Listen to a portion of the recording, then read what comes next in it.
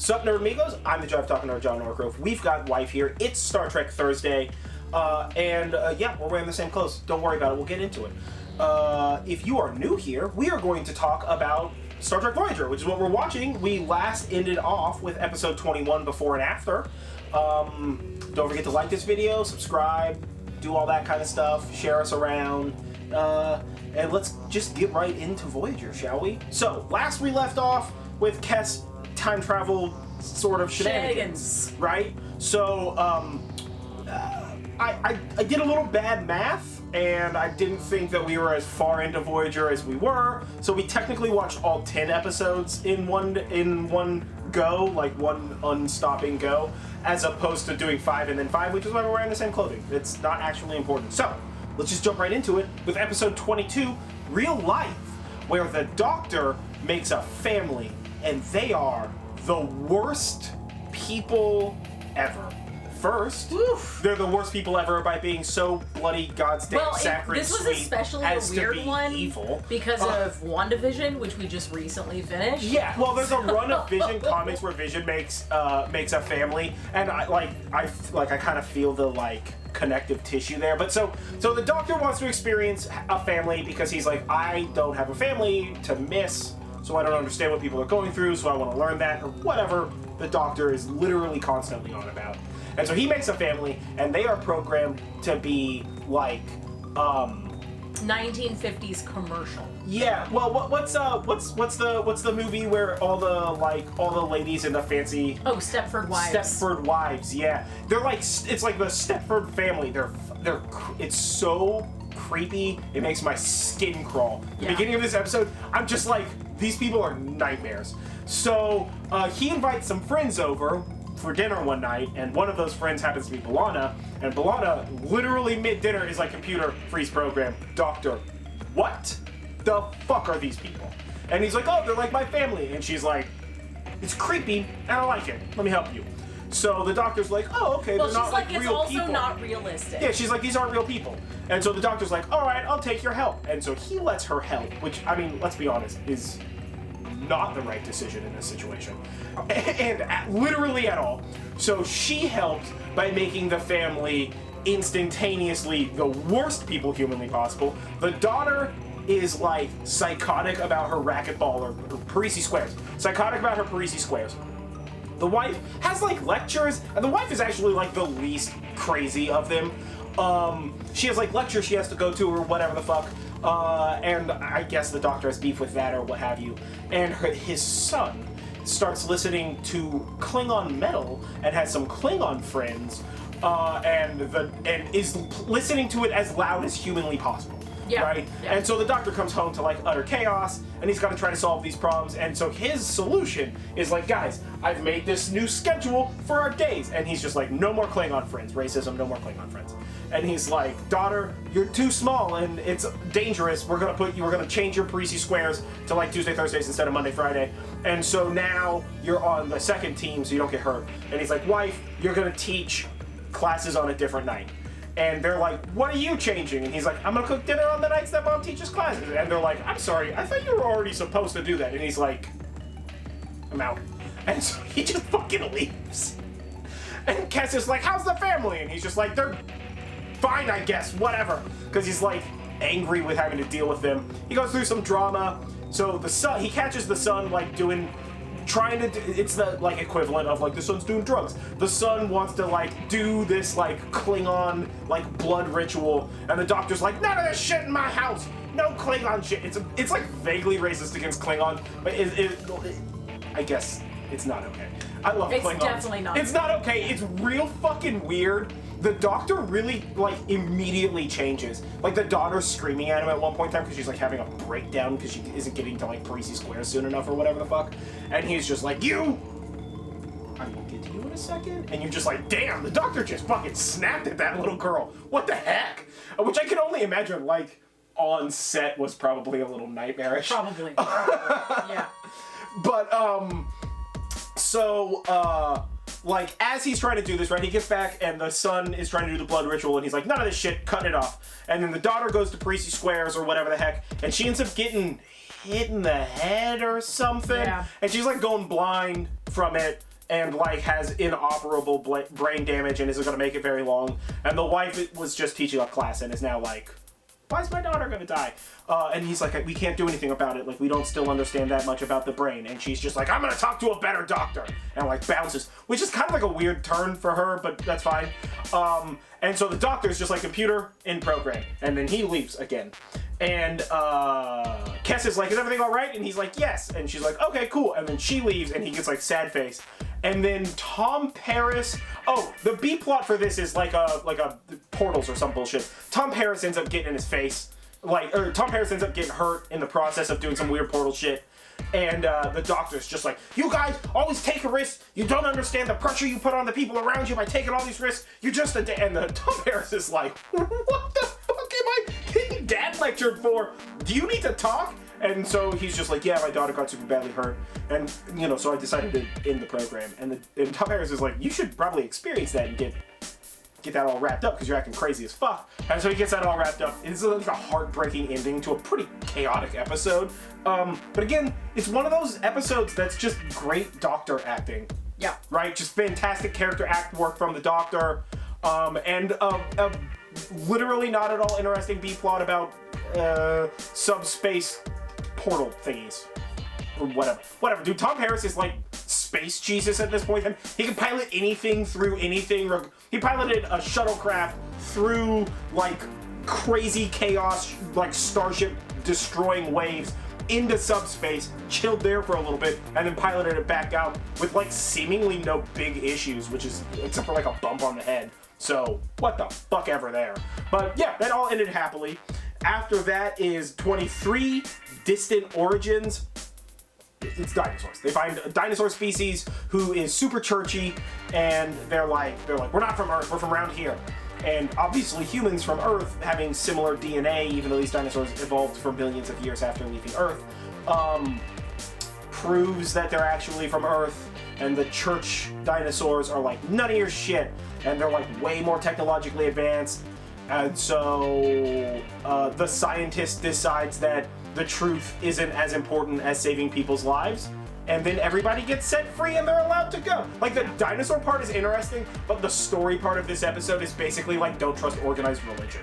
Yeah. They hinder scientific progress. Yeah, that's the TLDR on this episode. Proved in several ways in many different cultures. Yeah. So after that is episode 24, Displaced, where the crew start disappearing and these other aliens start appearing, and they're like, what is happening? And they're trying to figure it out. And as they're trying to figure it out, come to find out these aliens are fucking evil. And so they like, Chipotle is the last one on the ship, so he does, like, once in like 75% of the ship is gone and they're down to like the last like 25% of the crew, and like Janeway's already gone, Chipotle is just like, sabotage everything! Fuck these aliens, we know what they're doing! Which is great. It's just Chipotle fucking shit up for these guys. And then he gets transported there, but he brings the doctor who, because hologram vision is sci-fi, can see the doors in their holographic prison place or something. So they end up breaking out. Tuvok hacks into the computer. They don't use the word transport, and they don't use teleport. They use a different term for the like aliens teleporters, transporters, and I don't remember what it is. But they like teleport the aliens into like this cold environment because the aliens can't handle the cold so well. They just like die after a couple of minutes, which is fucking hilarious. So Janeway like teleports these the two head alien people into the cold, like this cold environment that Tom Paris and B'Elanna found. Yeah. And then Janeway teleports in and is just like, hey, you're gonna release my ship, and then you're gonna free all of the other like 75 alien groups that are in this prison complex, and then we're gonna let you go. And if you don't, I'm just gonna leave you here. And they're like, you won't do that. And she's like, get me the fuck out of this place. And they're like, whoa! Let's talk. What's going on? So that wraps up nicely for this episode. Is actually mostly like Tom Paris and B'Elanna Torres having like a little back and forth action. Well, it's not mostly, but there's a lot of it. Yeah. Yeah, this is where like they get into the cold place, and then like Klingons are bad at cold, which doesn't make any sense because they have Ruapente, which is like an ice world that's a prison that they're on. I don't think that part was accurate, but whatever, I can be wrong. And they're like, he's like, I gotta keep you warm, and he's like trying to keep her warm, and they're like getting like real intimate and close, and then that's right when Tuvok figures out how to use the teleporter and teleports them back into the Federation portion of the prison, and the background cast was hamming it up with the like, because they get in and they're just like, you're like, whoa, buddy! It was getting a little intimate there. This was a pretty interesting episode though. Episode 25 is Worst Case Scenario, where they find a holo novel that was like in the beginning it's a mystery, and the holo novel is about the Chipotle's crew like rebelling, mutiny against the Federation crew, and like you get to play either a mutineer or a Federation person. But like the holo novel ends, and they find out that Tuvok is the one that wrote it, and that it was just like a training scenario. So him and but like a bunch of people on the crew. Everybody's been playing. Yeah. So Tuvok and Tom Paris decide to like finish the story. So they go into the holodeck and they're like, open up the editing version of this story or something. And they like show up in the brig, and Seska's there. It was a fucking Seska episode. And Seska's there, and Seska's like, Tuvok, I found this file that you made. And he's like, you're dead. And she's like, it doesn't matter. I'm a hologram. I understand. So I have now changed the end and disrupted a bunch of ship systems so your friends can't get you. And you should probably run because I'm going to phaser you. And so she sets up a bunch of shenanigan traps. And this is very like spy versus spy, because hologram Seska in the holodeck knows that she's a hologram and is able to actively edit the story whilst also disrupting the ship. But outside of the holodeck, Captain Janeway is sitting at a console, like actively trying to counter-edit the story to give Tom Paris and Tuvok like a chance to win.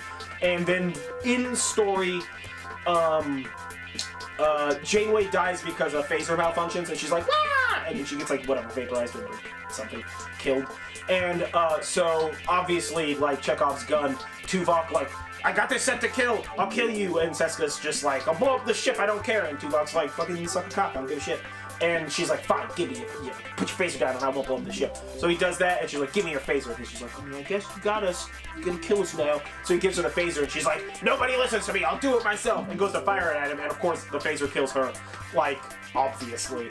And then as soon as Seska's like hologram person dies, then the whole program shuts down, and they decide to no longer do shit like that. They're like, oh, we're gonna have a new story, and Tuvok and Paris are both like, no crew in it. We're not gonna do Voyager story. That got dark very fast. Also, Chipotle's like a little sad that he's the bad guy in the story. Yeah. And we think secretly Janeway was also playing the story. Yeah. She like knows a little too much, a little too fast about it. And then the last episode of this season, episode 26, Scorpion Part 1, where they show up like they get to the border of Borg space, and the Borg are like a bunch of Borg show up, and they're like, we're all gonna die, and all the Borg go like fly past them, and they're like, okay, you didn't die, I wonder what this is about. And then Tuvok's like, hey, I was tracking those Borg and they're just gone now.